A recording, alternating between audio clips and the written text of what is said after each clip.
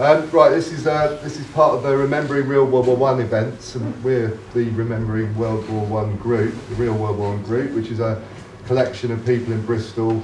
So Bristol Radical History Group, some people that stopped the war, some Quakers, and other non-aligned local historians. History people have come together to try and look at the history of World War I, particularly the hidden histories of World War I, but also to have a good go at the way that World War I is going to be has been presented already, and will be presented in the near future.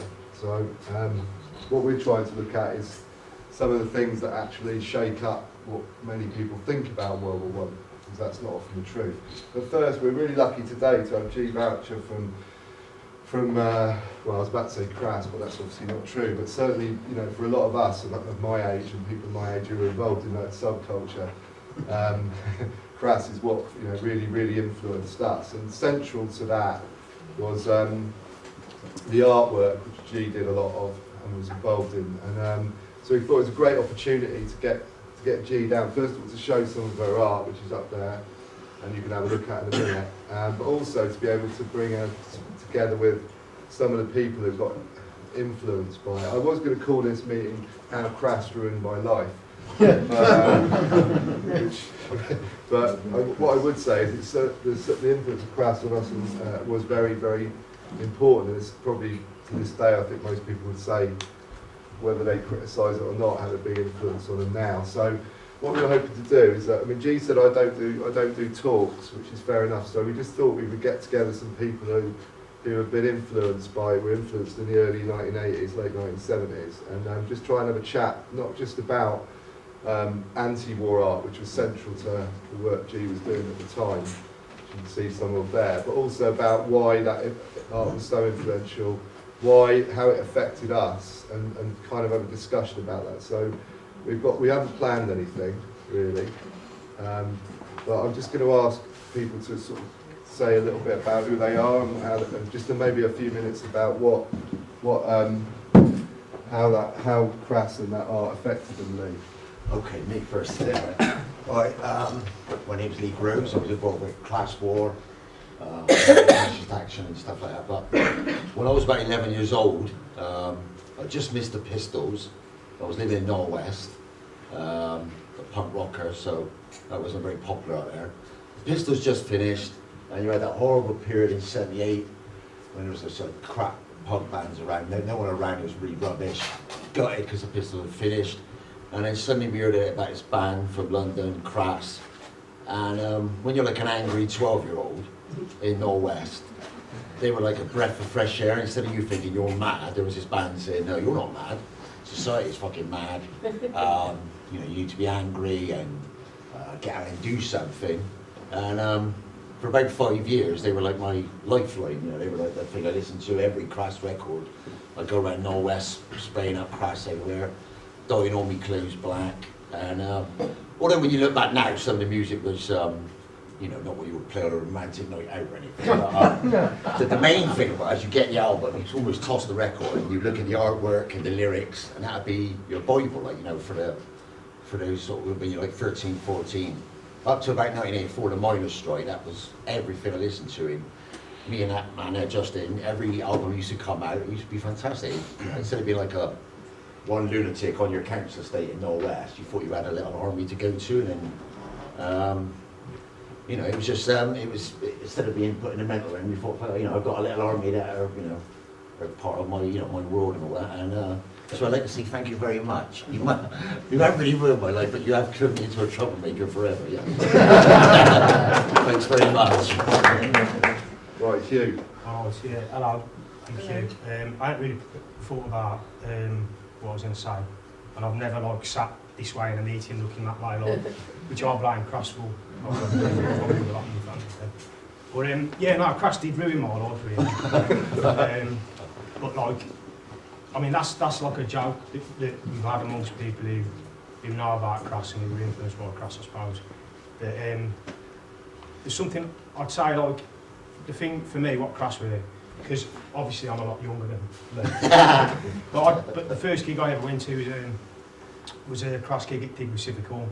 And although I never got to see the band because I had to leave to get the last bus home, it was still an experience that, like, you know, stayed with me. But to actually get to that point, it involved, like, almost following kind of like strange signs and symbols that you'd find, like, carved on school desks or graffiti and things sprayed on walls and things like that. And I think, for me, CRASS were like probably the soundtrack to the start of, like, my rupture from this society. And in the same way as a young kid, I mean, I was like 12, 11, or like I was 12 or 13 when I went to Digbeth. And as a young kid, CRASS provided that soundtrack, and the thing that was important about them, I think, is that the way their rupture from society was like, had such a totality about it. It was so all-consuming and kind of total that it was like there was never any going back, really, after that. And I remember, like, buying, you know, a copy of Feeding the 5,000 that had probably done the rounds of about 20, 30 people in the school I went to, and putting it on for the first time, and it was like, it felt like a real release to me, listening to something that, for the first time in my life, I could really relate to, or that I felt was like an expression of the way that I felt at that time. So I got it for the bargain price of £2. I was quite disappointed when I got home and looked, it said £1. But yeah, CRASS ruined my life, really. Joe? Same thing, I've never really spoken in front of a crowd before, but growing up in the late 70s and early 80s, I was very angry. I didn't really think there was any future for us. None of us at school really thought there was any future. There was no work, and it seemed like there was going to be an imminent nuclear war, and we didn't really know what we were angry at, and punk was a bit incoherent about what it was angry about. And then CRASS came along and it was sort of like, yeah, here's what we should be angry about, here's what's wrong with society. And I don't know, the integrity and the compassion that came through the music, through the anger as well, was really intoxicating. It was like they were saying something very true, and just down to the things like that they didn't charge any more for the records than they had to. It was like, yeah, they don't want anything from us. They're not trying to get anything from us. It was very, very inspiring. Yeah, it's inspired me for life.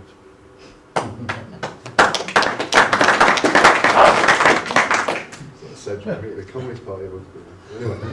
Like Pete. Yeah, I grew up in Yate, outside of Bristol, and in 1976 I was 12, just had my 50th birthday, so you know, it's a pivotal moment at the moment. But yeah, so 12, 13, listened to a bit of punk, you know, was really inspired by the anger and the energy that came across through the Pistols, the Clash. But then, you know, kids at school got into punk, sort of, you know, wore sort of safety pins and bondage trousers and stuff. But then within 2 years, they moved on to the next kind of fashion. And it was kind of 14, 15. I still wasn't quite sure what I was into, but got, you know, more and more into the various punk bands that were around. Started going into Bristol a lot and going to gigs, and eventually moved into Bristol about 1980. But CRASS, I think, were a band that sort of, when Feeding the 5,000 came out in 1979, there's a little group of us in Yate who kind of bought the records, started reading all the material that came with them, looked at the artwork, were kind of really like amazed at what the artwork was doing and saying, all these different kind of messages that were coming through it.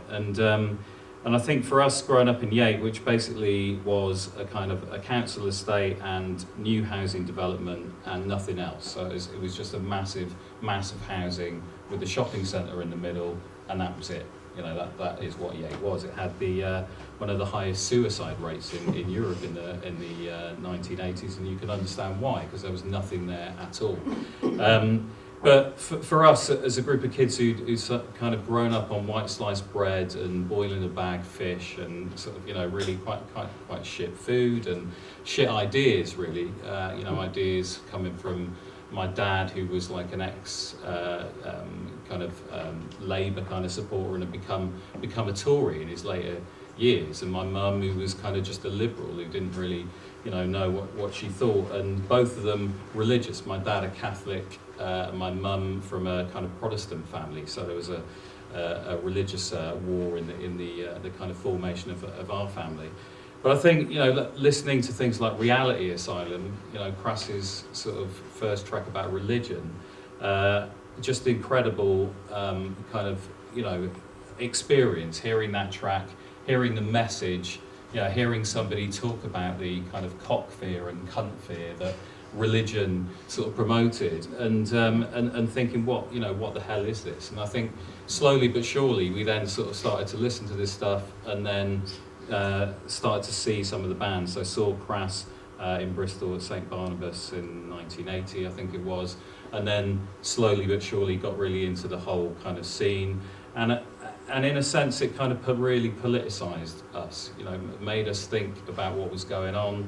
Yes, there was a kind of period where everybody was worried about nuclear war, but also it was a period of the great attacks on working class, and great attacks on the mine workers, later on the print workers. And I think those periods wouldn't have been the same for us had we not engaged with Crass, because Crass were the group that actually sort of made some of the politics that punk had promised real, in that they said, right, we're going to do something about this. Here's some information, here's some ideas, let's go out and do something organised.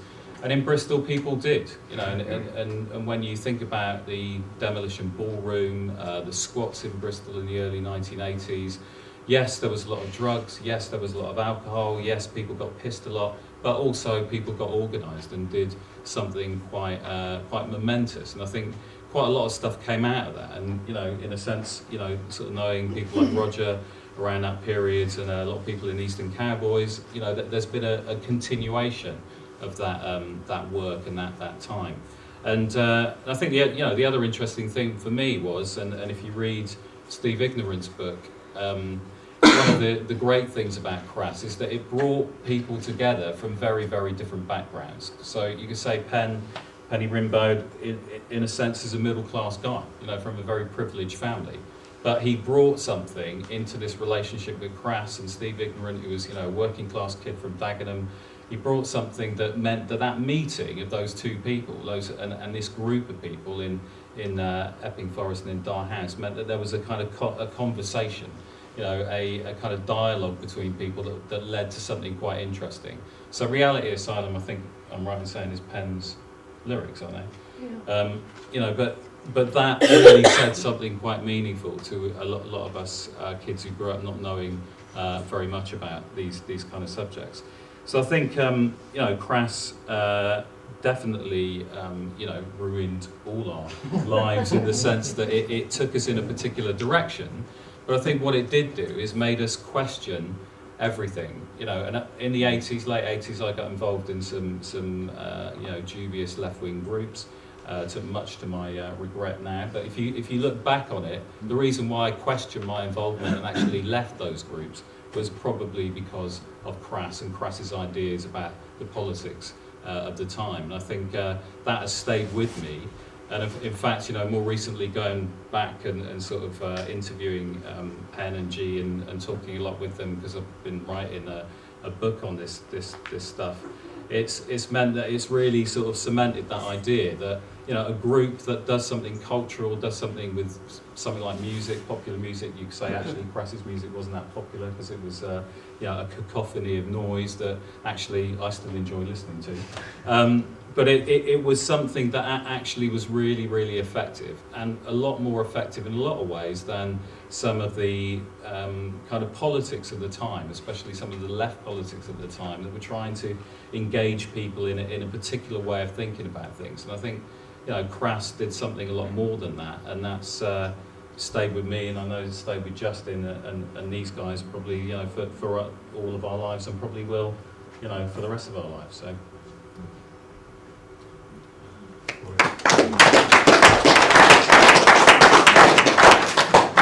Right, recommend. Well, I'm quite. Everybody's used the term "ruined my life," and when we finished in '84, we actually thought we had ruined a generation. Seriously, it was a very depressing time for us. And it took a good couple of years to understand that we hadn't ruined a generation. We hadn't left people lost. You know, and it was very difficult to finish and to realise that you didn't really quite know how people would run with it. And it's only over the years, because we have a lot of visitors still, we have a lot of letters, we have a lot of things like this. So over the years it's really been fantastic to realise that you gave a generation a voice. And it's come out in so many different ways. It's not left, it's not right, it's not middle, it's not anything. It's to do with them, their own morality, their own sense of justice, their caring, their kindness, and their love. And I don't think we could ask for anything more than that, really. You know, as a group of people that sort of tried to share experience. I mean, we are older. We were a lot older than, I mean, I was born the last year of the Second World War. So, you know, I've grown up with the Second World War in the sense my parents came from there, you know, and the First World War, actually. My father was too young for the First World War and too old for the Second World War, so, you know, so that, you know, that has a lot of influence in one's life. You know, I had 3 brothers, you know, and it's kind of, obviously when I look back, there's a permeation of all of that history has come in somewhere. Like Iggs, I was born in Dagenham, you know, it's a council estate, it's where Ford's foundry, well, the Ford's factory is still there, but the foundry is gone now, but the Dagenham estate was built for everybody that worked at Ford's or allied trades. So, you know, it was a society, it was a community, and most of those people have been moved out from London to live there and work. My parents, they lived, you know, in the Old Kent Road. They were too close to the river, they had children, they got shifted out of London. You know, so it was a real community because they were Londoners, all of them, you know, and everybody shared. Everybody realised if you didn't share and keep the door open, then you wouldn't survive because nobody had anything. Some people arrived there, bombed out shelters, God knows what else, you know. So I think that really permeated my life. So, and I suppose continues to do so. It was very odd. I came up to Bristol a few years back to see an exhibition, and I hadn't been to Bristol for about 25 years, 30 years, and I couldn't recognise anything. There was this great big shopping mall and things. And I'm wandering through it thinking, I don't know. And I happened to look to my left, and there was a Methodist, John Wesley church, and I just thought, wow. And I went in, just for a bit of peace and quiet, and I went in and I walked up round, and I suddenly realised my parents were Methodists. I'd never really gathered it. You know what I mean? How something, you just feel, I just felt at home for an odd. I'm not a religious person in the sense of having a religion, although I think I'm, you know, I am a true Christian, if you like all of us here who are trying to make the world a better place, you know. And it was very odd. It was a very odd experience because my life was brought up on storytelling. You know, my father was a great storyteller, not a Christian storyteller. He was a teller of very funny stories, and the whole street would come in to hear him. And I just have these memories of everybody sitting and laughing, and these great bosoms heaving, you know, laughter, and, you know, and I was just like looking up, thinking, you know. And for some reason, when I stepped inside that church, it just all came back. It was very, very strange. Anyway, I'm off kilter a bit there. I'm just pleased to see that Essex is central to politics. I just wonder whether you want to say something about, because no one mentioned pacifism there. We've been tactful. Pacifism? Yeah, do you want to say something about somebody? Well, I mean, Well, I was a pacifist. Well, It's in a the class. I've never been a pacifist. Yeah, I don't think there's, I know like people talk, you know, you can say there's like a trait of like pacifism or something like that, but like that was never my experience of like listening to Crass and like being around, and like when talking about like when I mentioned like about symbolism and things like that, like I remember like the time then, I mean, people say nah, things like there's a crisis because the left can't offer the working class like you know, a coherent alternative or whatever. And like similarly, my experience as a kid, although I grew up in a labour movement family, like when I was a kid, the choice really when I was at secondary school was like was the National Front or Crass, really, and like and all the stuff about the symbol, you know, seeing these symbols, like I said, carved on desks and looking at the artwork and thinking like, what's all this about? And I remember my dad confiscating the Crass records because his local CLP, the Constituency Labour Party, had told him that they were a fascist group. And I remember him like taking them away and then bringing them back about an hour later and going, oh, sorry about that, Lord.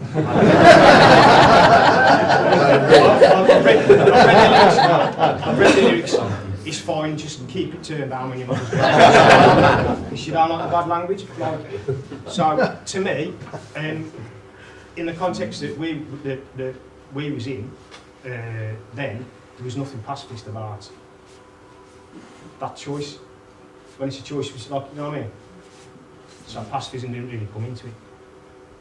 I think it's I mean, pacifism is always been a troublesome word for me. I mean, I go through life and I think I'm as good as I can be. Each day it hopefully gets better and I try harder because I get another chance each day. But I mean, I often put myself in a situation where, you know, if I was in Guatemala during the disappearances and the boot boys came at the door to take my family, would I be pacifist and say, oh, excuse me, don't take me, you know? I wouldn't. I would not. I would act accordingly. And that would be seen as aggressive, I suppose, or harmful to another human being. But, you know, I know myself well enough to know that I would react in a very, very strong way, you know, if I was in that sort of situation. I've never been in a situation of real war. The closest I've been to it is in Northern Ireland. But you can see, you know, there's situations where you would have to act in a way that you would ideally choose not to, or would never even consider unless it was this particular situation. I used to have this idea when I was a kid that if I could have spoken to Hitler, I could have convinced him it's okay. You know, you don't have to be worried about Jews. You know, it's all right. You know, and I used to really believe that because I couldn't believe anyone would do that to a people. It's only through ignorance. Well, it is through ignorance, but my little voice wouldn't have made any difference. You know, it would have had to, I would have had to taken up arms. You know, and I do, you know, and it's, you know, the French resistance. You have to take up arms in a certain situation. You know, but I see that as a pacifist act because it's minimal. You'd minimise it. You wouldn't go out there gung-ho. You do it because it absolutely is essential. You know, will you kill one person to save 1,000? You know, and you have to make that choice. A lot of people have had to make that choice. It's a brutal choice. Is that why during the end of the miners' strike, I remember a statement was made by Crass at the time, which sort of there seemed to be a split over, is that right? I mean, I remember seeing it. What statement? The statement was made by Crass basically saying that, I think I'm right, I mean, you correct me, but where basically, because of the miners' strike, some people in the band were saying, well, no, we recognise the miners have to use violence when they're being attacked by the state. Well, I haven't got a very good memory, I have to say, but it's possible we said that, yes. Because it was so brutal, you know, really physically brutal. You know, and it's been going on last week at the Occupy Democracy. It's not in the news at all. You can go up online and you can see some of the footage of those women in tears, you know, just being, you know, dragged by the police. This is last week. Does it hit the news? No, it's like Fort Knox round it at the moment. We were to do something last Friday. Penny was going to do something, but we pulled out. We said, no, it's not worth the brutality to the people with such a small small gathering like that. To stop that brutality, there would have had to have been thousands of people there. And there wasn't. You'd have just invited people just to be dragged. They were taking everything, and it's kind of like, did we do the right thing? Did we back down? Or did we act responsibly so that people didn't get hurt for no reason? I don't know. Occupy democracy. What democracy, for God's sake? For me, it doesn't even bear thinking about. And I think the right decision was made, in a sense, because they've been pretty brutal, and it is not in the news. It's clandestine almost. So people, they can do what they like. They're dragging people up. They've taken the instruments. They've even taken people's clothes because they were sitting on them. So no, you can't sit down. It's like, so is it worth it, really? One night's, it's like, no, we decided not to. That's not backing off. It's just, for me, it's like, it's a sensible decision. Next time, maybe it will be that much bigger, much more organised, much more upfront, and in the news, so that they can't do what they do, in the same way. I don't know, Greenham Common was the same. It got so big, that they couldn't actually brutalise the way they had been brutalising in the beginning. I think there's another element to this, which is CRASS did make you think about mindless violence, bully boys, boot boys, the kind of, the typical things about being a young bloke grown up, and whether you acted in a mindlessly violent way, whether you thought about, how that violence could be used to sort of protect particular communities against the power of the state when the power of the state was being exercised.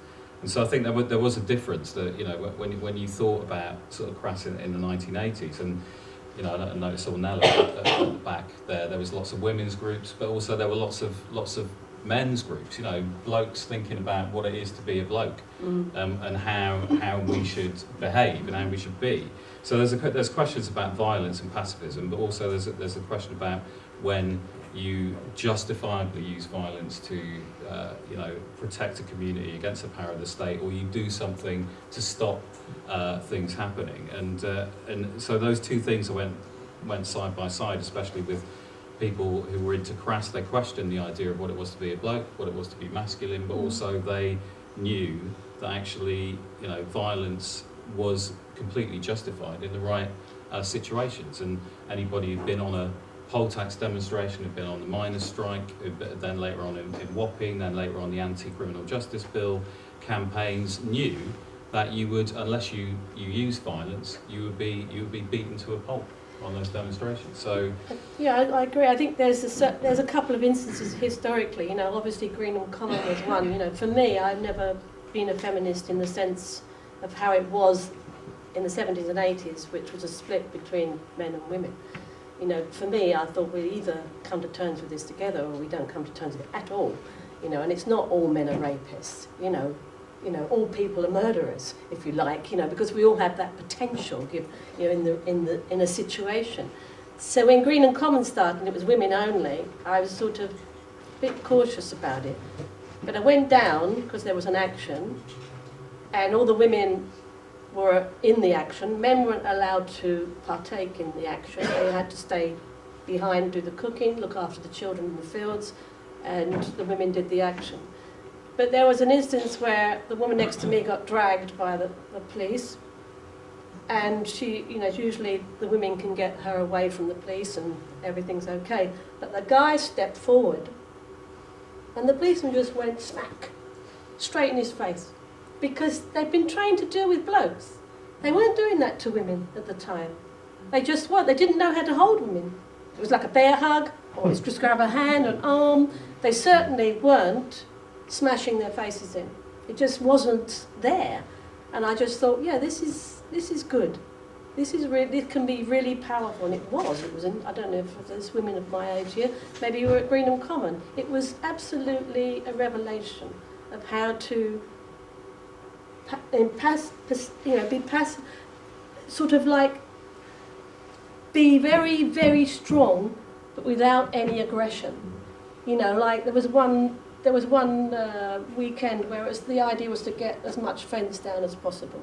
The fence is like, I don't know, 10 foot and then razor wire. And so what we had to do is to just rock.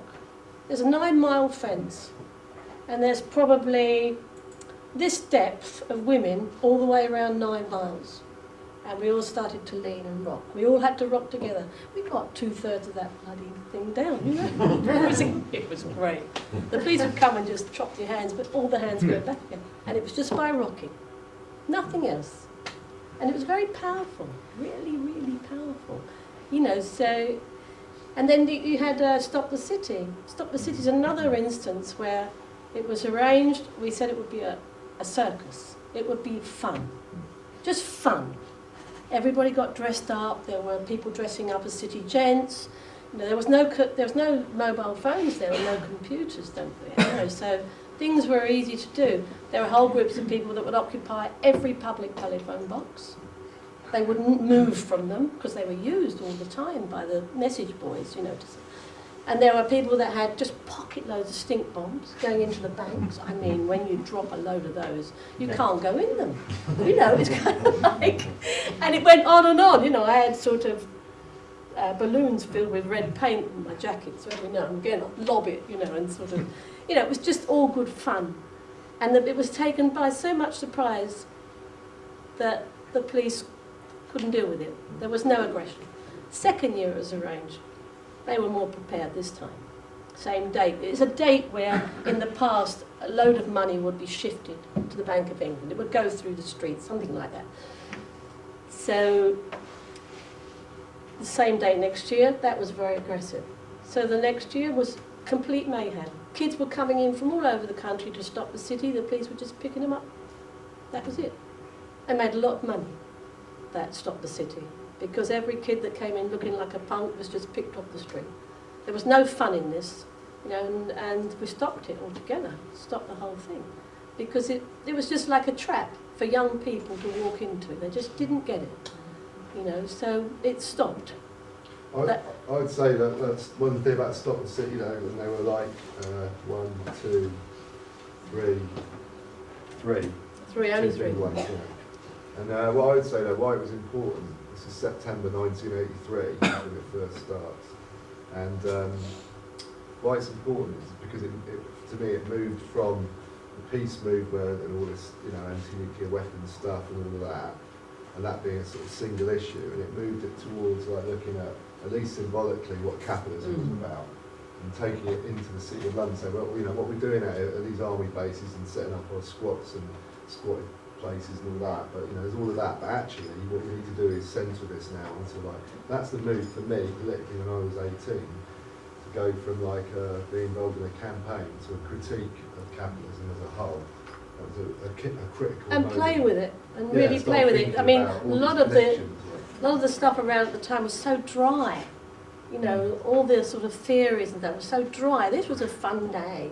You know, everybody dressed up and everybody had good fun. You know, and everybody knew they had to, you know, the way to handle the police was to be over-polite. Because, and that's what people were, over-polite. And the police didn't know how to handle it. They're just waiting for fuck off, you pig, or something. You know, and we said, no, none of that. You say, excuse me, please, or whatever. And they just really didn't know what to do. They couldn't get a handle on it. I also think though, Jill, I think that's true of September. Like we would criticise that afterwards because we said like, I mean, I know some of us would agree that we felt like, yeah, the cops could pick you off. Everyone was shouting anti-violence, and you know, the cops could just take people. By March 1984, which was the next really big one, that had changed quite a lot. Oh yeah.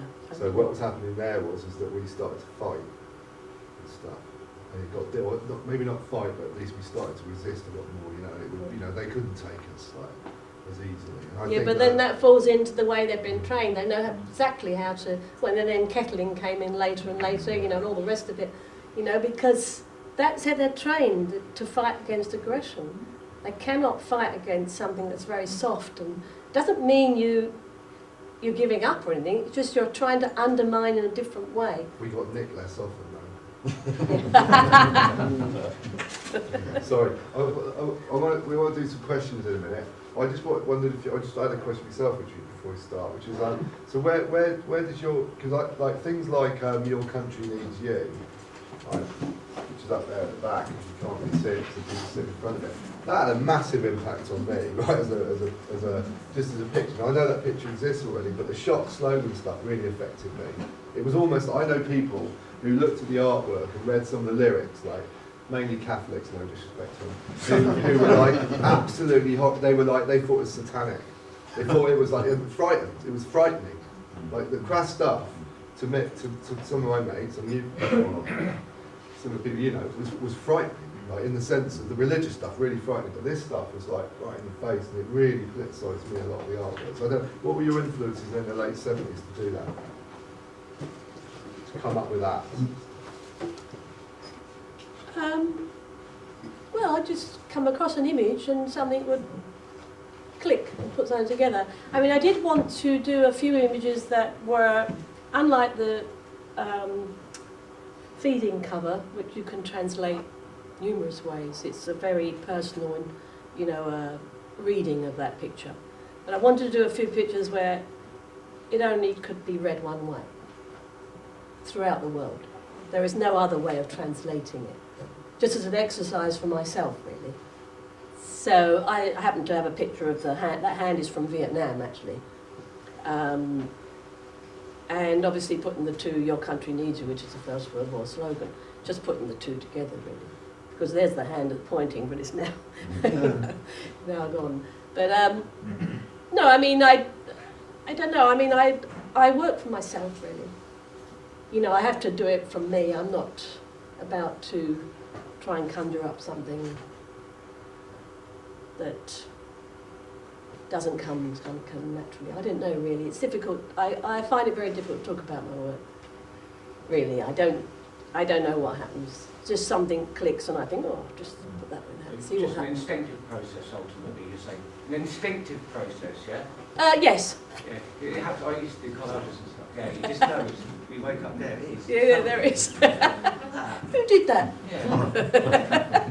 Right, does anybody want to say anything? Steve. Just a couple of questions. I mean, I suppose linking it back to the artwork a bit as well. I mean, first of all, I was thinking about the conversation about pacifism, and I thought internationalism was a very important part of what Crass was saying. I think sometimes that whole counterculture got very caught up in fluffies and spikies, and there were slightly sort of circular arguments around that. But Crass were talking about internationalism, which I think is really important. And I think you did a whole series called International Anthems rather than National Anthems, which I thought was quite important. Well, that was before aspect Crass, of that. yeah. Right, but I think that's quite an important aspect of that argument. I think perhaps that's more of almost a more positive way of talking about the kind of violence issue, for me anyway, because I think it's another way forward around that. It is, but you know, it's like, it doesn't matter what you try and do sometimes, people are determined to keep separate. I mean, we actually, when we got some money, we gave it to a centre for the people. What do you call it? Can't remember what we did. The Autonomy Center, thank you very much. We got a building, we put the money into it, and we called it the Autonomy Center. And then people thought, oh great, it's Crass going to run this centre. And we said, all yours. Yeah, get on with it. Yeah. Get on with it. And what happened? Within 2 years, they were at each other's throat. You know, the sort of anarcho-feminists against the, I don't know. You name it. Any ism you name, they were at each other's throat. And you thought, that's it. Let's prove that point then, isn't it? You know, that they're not really understood at all. No. You know, because it's all to do with ego again. You belong to a group, you think yours is the best group, you've got it right, I've got all the answers, you know. And it's nothing like that. You know, Crass, you know, and the people that were within it, you know, are still, well, I can't speak for everybody, but for myself, I'm open to anything. You know, if someone comes along and starts talking about, I don't know, some obscure way of thinking in somewhere else, you know, I'm going to prick my ears up and think, okay, how's that working then? You know, how's that getting on? You know, what is it you're doing? You know, and I think, well, I hadn't thought of it like that. You know, but I'm not going to give it an ism. I don't want to know if it's left, right, or the centre. I just want to know, how does it work? How do you get on? You know, how are the people? Are they growing? You know, the thing is, every day, I mean, for me especially, well, I only know myself especially, you know, I am glad to get up in the morning and think, okay, I've got another day to become a better person, if you like. You know, because we all carry shit around, you know, and it's like, how do you resolve it? How do you grow strong enough to turn and face whatever demon it is you've been running from, or carrying with you, or using as a crutch, or, you know, beating people over the head with it because you're so angry about it. You know, and it is, if you look at the trail of it, you go way, way back to your childhood, because it's all to do with family and the psychology of families. No matter how you've done it, one of the kids is carrying something that, you know, we all are. You know, and I defy anyone to say they haven't had to fight through something that experienced in their family. You know, and some of it obviously extreme, very extreme, and some people can't come to terms with it ever. You know, and it's all very personal. You know, and it's all inside you. You know, I've always, my work is all about, you know, I suppose you say about, you know, it's about the human dilemma in whatever guise it is, whether it's personal, you know, public or professional. Yeah, I think- just going back, sorry, Steve. Well, I was going to say, well, I think in terms of that, the artwork for me was very much, I mean, looking at other experiences. I lived in a very small Wiltshire town. I don't actually know where we got Crass records from, because we didn't have a record shop. We had, I think there was an electrical hardware shop that sold a couple of records, and I remember seeing maybe Coveting Quadrophenia or something like that. But there was almost like an alternative currency around punk records. People seemed to swap them around a little bit, and you had quite an intense relationship I think with that art, because it wasn't very easy to come by. You sort of swapped it, so somebody might have Exploited and Dead Kennedys, and the Stranglers and the New Wave bands were swapped around. But when you got it, I think because you were saying that the lyrics were quite difficult to hear because of the cacophony of Crass's sound, yeah. But the artwork was something that you would kind of explore, because it kept unfolding like a Chinese box in some ways. And you could make it into a poster, but then all the information was there. And it was kind of information to be acted upon as well, wasn't it? A lot of those bands, I'm thinking about Flux Pink Indians and Poison Girls as well, and I think they did, I think Poison Girls apparently did a benefit gig where the admission was a pair of wire cutters to take to Grinham Common or one of the bases or something like that. So there was that kind of aspect of it, which I think is why you kind of, and I'm not sure how's that function now, because you didn't have many records. You engage with the artwork in a very intense way. And I think the other thing was that it was about things like the Holocaust and probably the Vietnam War. The Vietnam War only finished maybe 2 years before Crass was founded, I think. And the Holocaust and probably Nagasaki and Hiroshima, it was kind of saturated in those images. And I don't really know it's almost like the facts of life. I don't remember anybody sitting me down and telling me about the Holocaust and Hiroshima and Nagasaki, and certainly it wasn't covered in our history lessons. We talked about the Romans coming, and we talked about the Tudors and the Stuarts, but we didn't talk about the Holocaust. So I don't think I heard it from Crass, but that was very much, and it was that kind of heavy time that we were in as well, with the Cold War was defining what was going on, and then obviously the Falklands coming along. And I think that was why it had a big impact on us. I think it goes back to where it started, really. Obviously, my parents are from that, you know, and obviously I was brought up with that guilt, you know, the guilt of people and what happened in Germany, you know, what happened to the people. You know, I remember my mother saying, you know, I asked my mother, I said, about the atomic bomb in Hiroshima. I said, what do you think it was? She said, well, it was just a bigger bomb. And when you look at it, the people weren't told. They weren't told what this new bomb was and the outfall of it, nothing. She said, we just thought it was a really, really big bomb, you know, and it stopped the war and all the rest of this stuff, you know. And it's like, and it's for me, obviously it's a crucial period, because I'm born like in the jubilation of the war being over, you know, and, you know, a month later the bomb's going off in Japan. So I've got this jubilation of not only being a girl at last, after 3 boys, you know, but I've got children pick up on these vibrations, you know, from the start, you know, and I must have picked up on a sudden shift when all the news was coming in about the concentration camps, you know, and the reality of it. You know, speaking to my mother, she said she was just horrified. She didn't know about it. What I got into CRASS when I was in my hometown, which used to be in Newton Abbot down south. There's this little record shop called Tall Records, yeah. And basically I used to go in there and I used to see the covers and they kind of scared me. You know, I didn't really, they kind of frightened me. I mean, I was a kid and I just like looked at them and I didn't really dare to purchase the records because I thought, you know, what's behind I this? thought, no, What's behind this sort of imagery? You know, what kind of music is it?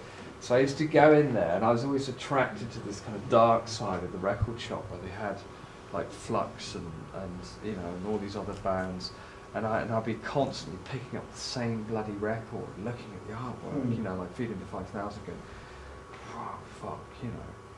And then one day, I thought, I've got to listen to it, you know. So then I got into the music. But what my question really is, you know, your artwork actually, in some ways, it encouraged people to look at CRASS, but it also scared people off too. Do you get my drift? In the sense of it was a very kind of powerful force, very sort of horrific sort of artwork in a way that could likely to put people off. The message that the other members of the collective were saying. Do you feel when you did this artwork, did you think this is going to attract people, or did you kind of think about how it would None of that. affect I just people? did it. You just did it.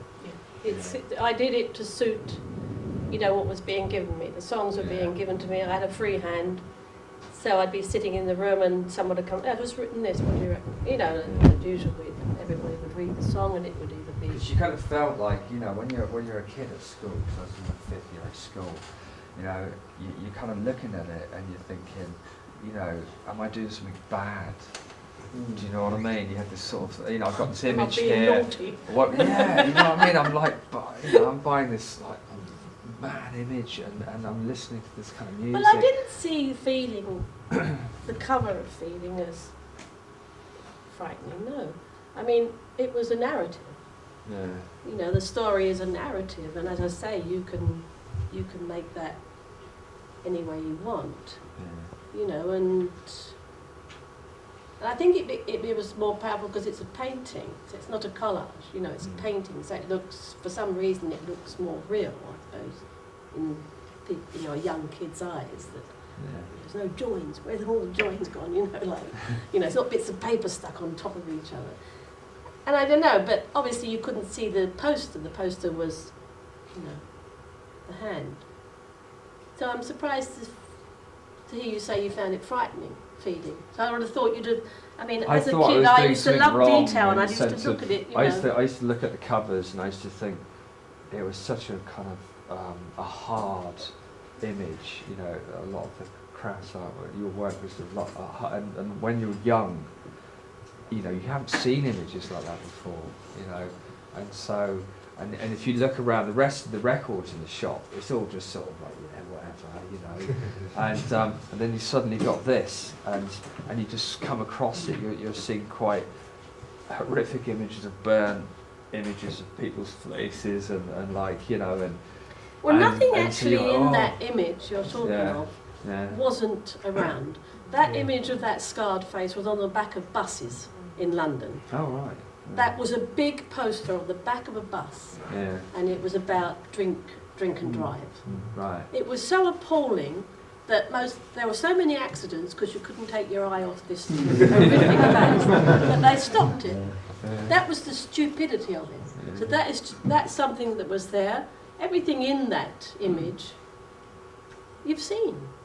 It's only the way it's put together that gives you another narrative. And then, of course, you looking at it can give it another narrative and vice, on ad infinitum. But, but most of the images that I've done, I mean, all the images I've done, there's nothing, if you take one piece from it, there's nothing you haven't seen before. Like, Really? There's nothing fictional. Sorry? Nothing fictional about it.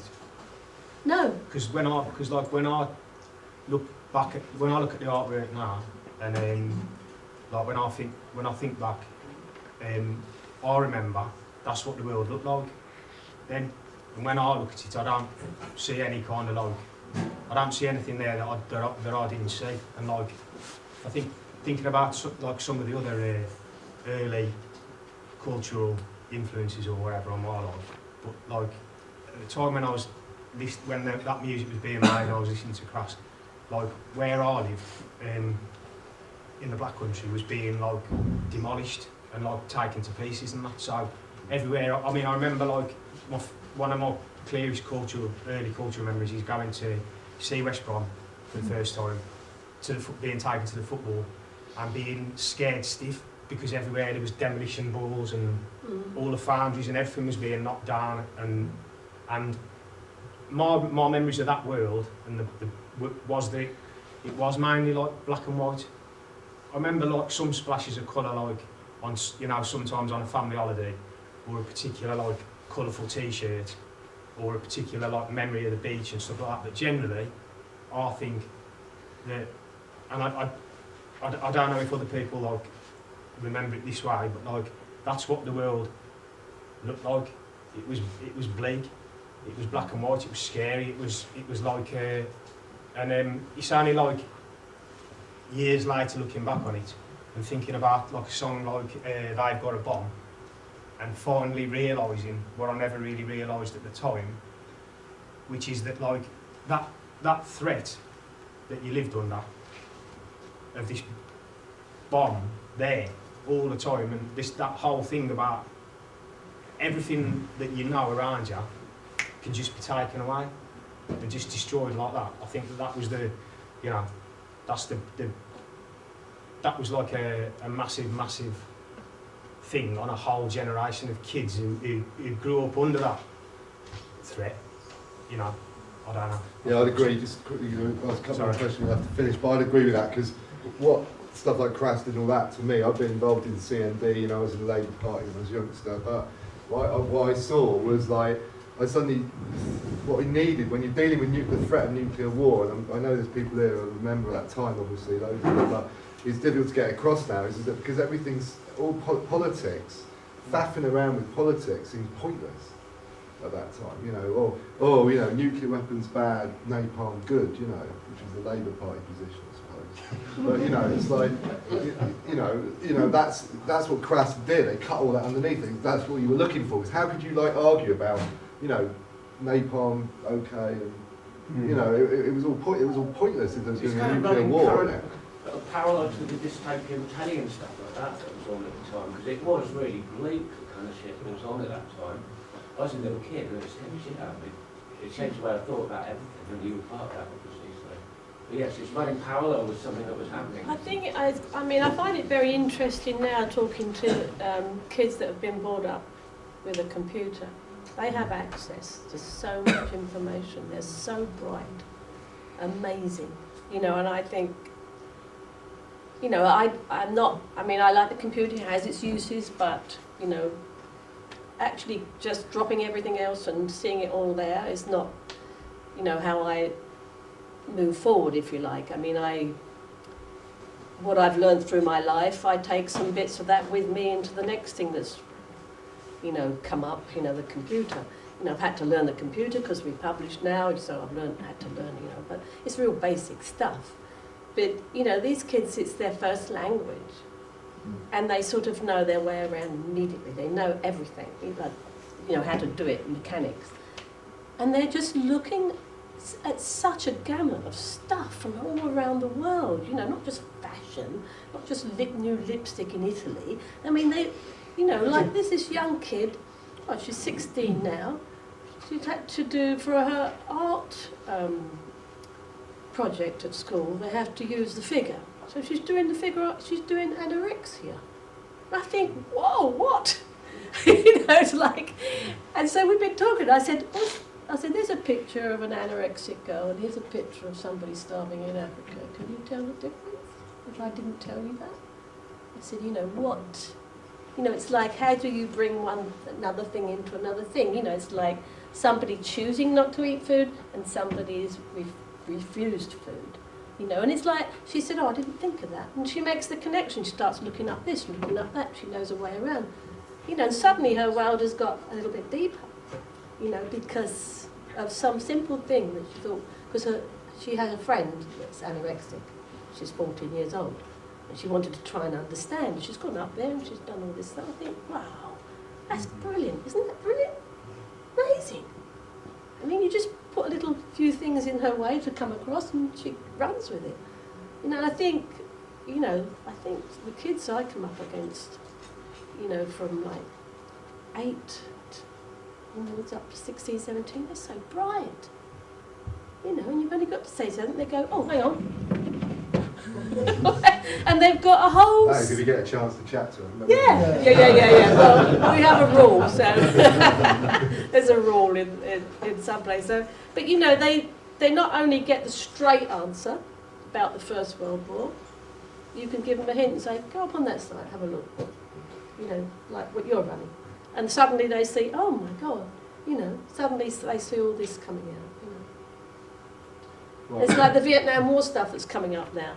And what? You know, it was started because of a lie. Yeah. And that's unbelievable, isn't it?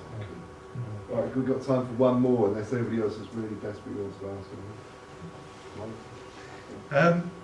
Crass didn't ruin my life, but rave culture probably ruined my life. I wonder what's ruining people's lives now.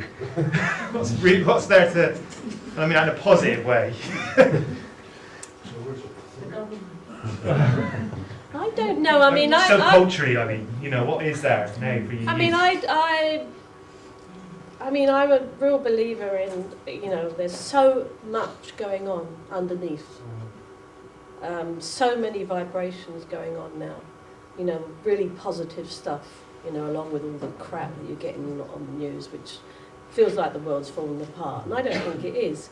I think there's some incredible projects that, you know, from this small, you know, this big and bigger, you know, and it's kind of like you can cite them up and down the country, in different countries. There's people that have said, fuck politics, fuck the government, we're just going to do it. And I do believe in that. I'm not interested in the politics. I mean, why do I want to know about what's going on in Syria? I can tell you without reading the crap. You know, I know what's happening there. You know, I know what's happening when there's a war, who is suffering, how they're suffering.